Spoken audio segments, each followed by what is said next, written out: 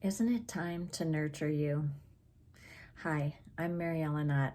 I'm a holistic wellness life coach and the founder of Nurture You Life Coaching. I am a self-care expert, coach, and consultant. And my main message that I want you to embrace is that healthy self-care is not a luxury, it's a necessity. It's literally the foundation for all that you want to be and do. And that's the way to happiness, health, and success is if you're willing to do the work to look, feel, and to be your best. So today I want to talk to you about the 4 keys to nurture you. And this is just a brief overview of the areas that I help my clients with. So the first key area is to calm your life. That's what will bring you balance into your life. And the way to bring balance into your life is through what I call the 3 B's. The first B is that you need to have breathing room. You need to have the time and space in your schedule to allow for healthy self-care. Without that time, it's simply not going to happen. And in order to have that breathing space, you need to have healthy boundaries. That's right. You need to know how to set healthy boundaries, how to say no to the people, the invitations, the events that are truly not in your best interest. Those things take your time, your energy, and you need to know which things to say no to, and you need to have the skills to do that. And then that brings us to the third B, which is buffers. Buffers are kind of like boundaries, but there's a significant difference. A buffer is anything you do to put space between yourself and a stressor.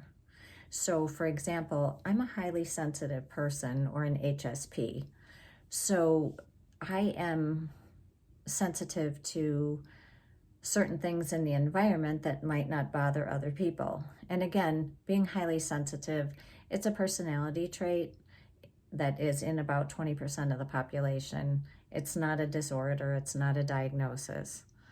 It's also sometimes called sensory processing sensitivity, which is distinct from sensory processing disorder. I just wanted to clarify that.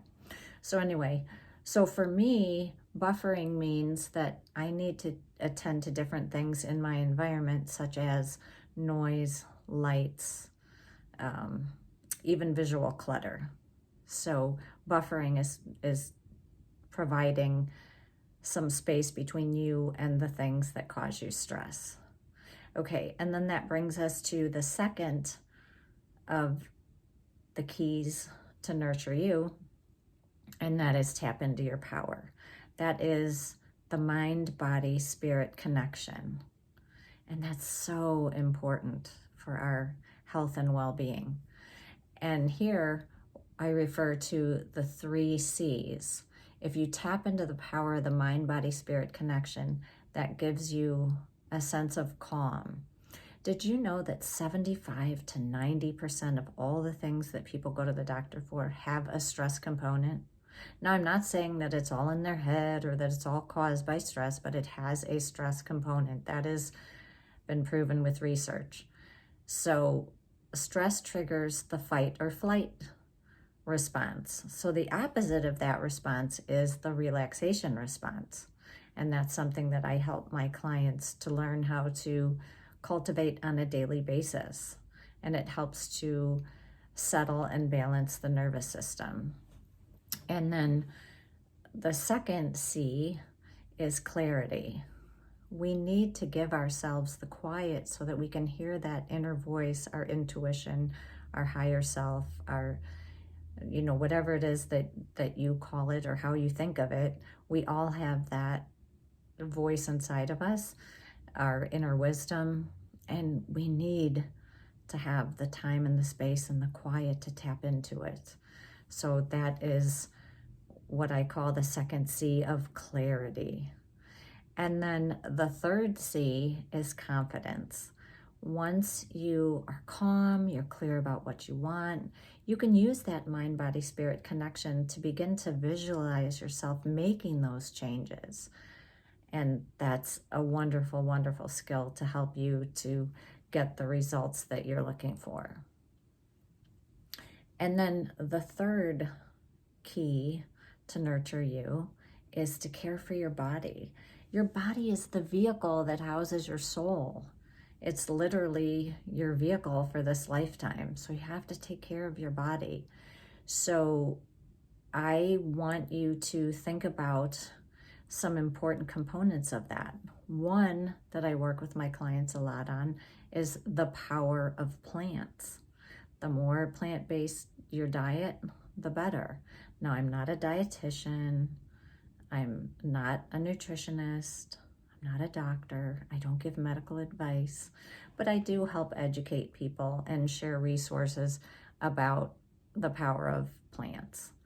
The second is mindful movement. So many of us think of exercise as being something dreadful that we have to do, or something that you have to go to the gym for, and all those types of things. And exercise can get really complicated. Sometimes we push ourselves over the edge. And so I talk to my clients about mindful movement.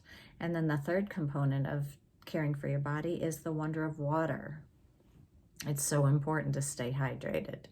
And I also help my clients use water as a great stress reduction tool. That would be a great subject for another video. But for now, let's stay hydrated. And then the fourth key to nurture you is to grow your joy. If you're doing all these wonderful things for yourself, what's your motivation? You know, who wants to exercise, eat right, and do all these things if their life is not filled with joy? So joy, when I talk about joy, I'm talking about those things that just light you up, that make you feel good. And I also have a way of explaining joy using joy as an acronym. So J, just the little things. What are the little things in your day that you just absolutely love and you look forward to? I am a person who is somewhat sensitive to caffeine, but I also love coffee. So I found a happy medium for myself where I drink half caffeinated coffee. But in the morning, I love to sit in the quiet of the morning with that first cup of coffee. Oftentimes my cat comes and joins me on my lap and listening to quiet music, reading something inspirational. So J is for just the little things. And then O is for obligations and the ordinary things made more pleasant.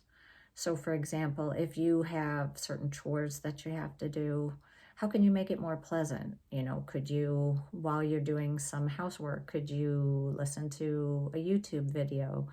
Can you listen to uplifting music? Or perhaps you make it more pleasant by planning, you know, to take breaks and to do something that you love during those breaks. So there's all kind of ways that you can make your obligations more pleasant. And then the Y of joy is your special experiences. We all have the things that we love to do, whether it's a special vacation we're planning or whatever it is for you, it doesn't matter. You know, maybe you're a foodie like me and you love to go out for delicious, healthy vegan meals. You know, it doesn't matter, but you have to get in touch with what your special experiences are. So there you have it. That's the 4 keys to nurture you. Number 1, calm your life. Number 2, tap into your power. Number 3, care for your body. And number 4, perhaps my favorite, to grow your joy. Okay, thanks for listening. If you resonate with what I'm talking about, please like this video, share it out, subscribe to my channel, and I look forward to connecting with you in the future, and have a blessed day.